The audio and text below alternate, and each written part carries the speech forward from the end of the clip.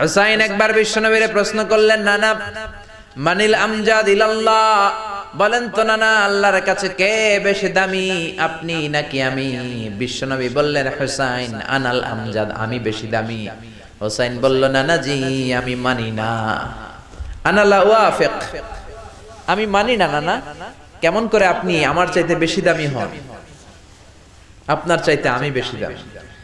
বিশ্বনবী বললেন, হুসাইন আমি হলাম নবীদের নবী, আখির নবী বিশ্ব নবী, আর তুমি হলা আমার উম্মত, তোমার চাইতে আমি বেশি দামি। হুসাইন বলে, নানা জি আপনি ভুল বললেন, আপনার চাইতে আমি হুসাইন বেশি দামি। সুবহানাল্লাহ কইবেন না? বিশ্বনবী বললেন, কাইফা যালিক, কেমন করে এটা? হুসাইন বলল, নানা জি তাহলে বলেন তো আপনার আব্বার নাম কি?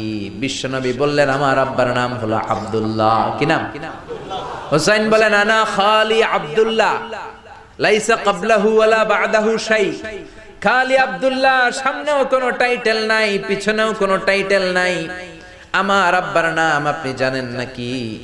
আমার আব্বা হলো শেরে খোদা, দুনিয়ার সব কাফির মুশরিকদের জন্য আল্লাহ আমার আব্বারে বাগ বানিয়ে পাঠিয়েছে। আমার আব্বা সাধারণ কোনো মানুষ নয়, বিশ্ব নবীর মেয়ের জামাই। আল্লাহু আকবার।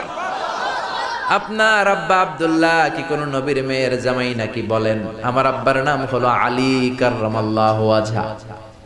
বিষ্ণু বললেন, তাই তো, আসলেই তো তোমার আব্বা বেশি দামি। আবার হুসাইন প্রশ্ন করলেন, নানা বলেন তো আপনার আম্মার নাম কি? কি নাম বিশ্বনবীর মায়ের? তোরা দেখে যা আমিনা মায়ের কোলে, মধু পূর্ণিমারি সেথা চাঁদ দোলে, যেন উষার কোলে রাঙা রবি দোলে। তোরা দেখে যা আমিনা মায়ের কোলে, কুল মখলুকে আজি ধ্বনি ওঠে কে লই, কালিমা